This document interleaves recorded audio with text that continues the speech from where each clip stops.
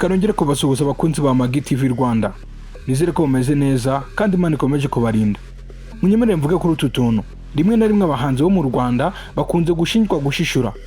Bikaba bivugwa ko aricyo gituma imiziki yabo itazamuka. Imiziki yabo itagera kure. Ibi ngibi abahanzi bakizamuka bakunze kuvuga ko abageze ari bo babikora. Rero bagakwiye kuba bahabwa umwanya kugira ngo byibuze u Rwanda rupromoting ibintu byarwo. Abantu bagaragaza udushya mu bintu, umuziki ukomeze gutera imbere. Ese ni ukuri cy'umuhanzi Chris Easy akomeje gushinjwa gushishura mu buryo bw'amashusho ndetse no mu buryo bw'amajwi? Ese ni ukubera iki Minisitiri Dr Utumatwishima Jean Paul Abdallah yagerageje kumuvuganira kugira ngo byibuze abanyarwanda bamwumve bakomeze kureba indirimbo yasohoye? Indirimbo yamutwaye amafaranga atari make, indirimbo yamutwaye akayabo k'amafaranga pe. Ndi kugira ngo turebere hamwe ese izo ndirimbo yashishuye ni izihe, ni izabande? Minisitiri Dr Utumatwishima Jean Paul Abdallah abivugaho iki? Ni umuhanzi ukomeye cyane, ni umuhanzi wakoze amahiti menshi cyane mu Rwanda. Haba indirimbo yakoze ku giti cye ndetse n'izo yakoranye n'abandi mwabonye ko zagoyinze viral. Nimvuga ko goyinga viral, abanyamuziki barabyumva cyane, zabaye amahiti, zariye hiti. Ibi ngibi muhise mubyumva kubera ko zakubise ama M n'ama M ku rubuga rwa YouTube. Kugeza kuri ubu ngubu indirimbo yakoranye na Phil Peter ndetse na Kevin Kade imaze kurebwa n'abarenga miliyoni 9 ku rubuga rwa YouTube. Ni indirimbo bahaye izina Jugumira. Kugeza kuri uyu munsi benshi mu Rwanda bakoresha ijambo kujugumira kandi babikuye kuri iyi ndirimbo. Minisitiri w'Urubyiruko n'Iterambere ry'Ubuhanzi Dr Utumatwishima Jean Paul Abdallah yarwanye ku muhanzi Chris Easy cyane ko yaratorohewe n'abakoresha imbuga nkoranyambaga kuri X, Instagram ndetse n'ahandi bamushinja gukora igishishwa. Indirimbo Simbolera bayise igishishwa, bayishyira hasi barayiciriritsa nkaho itamutwaye amafaranga. Bavuga ko atangiye gukora mu buryo bwa Sirivizo ndetse akabikora asa nkaho atabyemera, yerekana ko ari creativity. Mu buryo bw'amajwi ndetse n'amashusho biravugwa ko yashishuwe. N'indirimbo yashishuye zamaze kugaragazwa, zagiye hanze. Akariyo mpamvu nayo ndi kugira ngo tuzigarukeho babwire ngo ni izabande, zakozwe ryari, zakozwe mu buhe buryo. Iminsi 2 rirenze umuhanzi Chris Easy ashyize hanze indirimbo nziza cyane. Ni indirimbo nshya yise Simbolera, yari itegerejwe na benshi. Gusa kuva yajya hanze ntabwo yorohewe n'abakoresha imbuga nkoranyambaga. Ubwo ndavuga Chris Easy bamwatatse, buri wese ari kuvuga ye, ndetse hari n'abasa n'abari kwiciraguraho bamushinja gukora indirimbo y'igishishwa, bamushinja gushishura. Bavuga ko indirimbo yashishuye mu buryo bw'amajwi n'amashusho. Ibi ngibi byatangiye gukwihwiswa kuva ku wa mbere ubwo Chris Easy yashyiraga hanze agace gato k'indirimbo mu rwego rwo kwiteguza abafana ndetse no kugira ngo bamwe batangire kuyikorera challenge ku mbuga nkoranyambaga zirimo TikTok ndetse n'ahandi. Iyo umuntu asohoye agace gato mu rurimi rw'Icyongereza baravuga ngo yasohoye coming soon. Muka abantu bakora muri music muhise mubyumva cyane, murananshimiye ko nkoresheje ururimi rw'Icyongereza coming soon. Ibintu byongeye gufata indi ntera ubwo yamaraga kuyishyira hanze indirimbo Simbolera. Abantu bahise batangira kumwibasira bavuga ko nta kabuza amashusho n'amajwi by'ibenga byose babishishuye, bitewe nuko hari uduce tumwe na tumwe tugaragara mu ndirimbo z'abandi bahanzi bo hanze. Aho bahanzi ni bande? Ibi ngibi bikora iki Chris Easy yabikoze?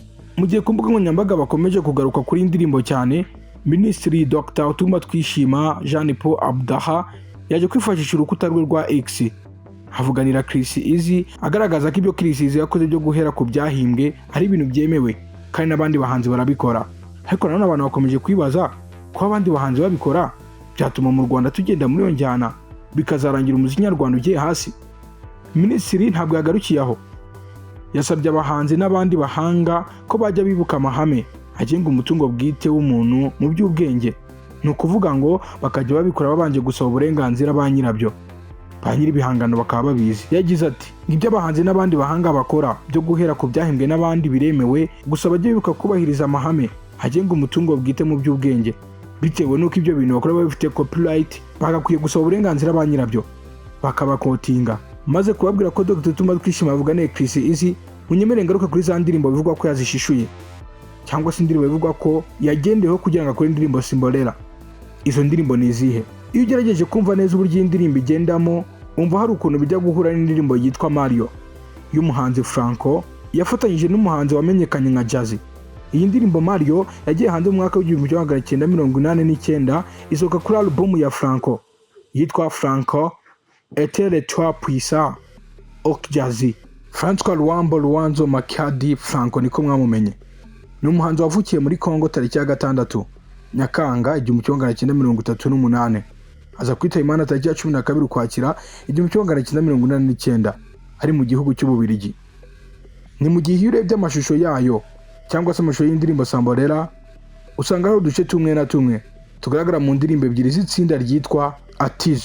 Urugero rw'agace kakunze kuzenguruka ku mbuga nkoranyambaga naho bigaragara Chrissy bamutabitse, umutwe uri kugaragara wonyine, ubugaragara hejuru ari kuririmba azengurutswe n'abantu. Ibi bisa neza n'agace ko muri indirimbo y'iri tsinda yitwa Rock yagiye hanze mu mwaka wa 2024.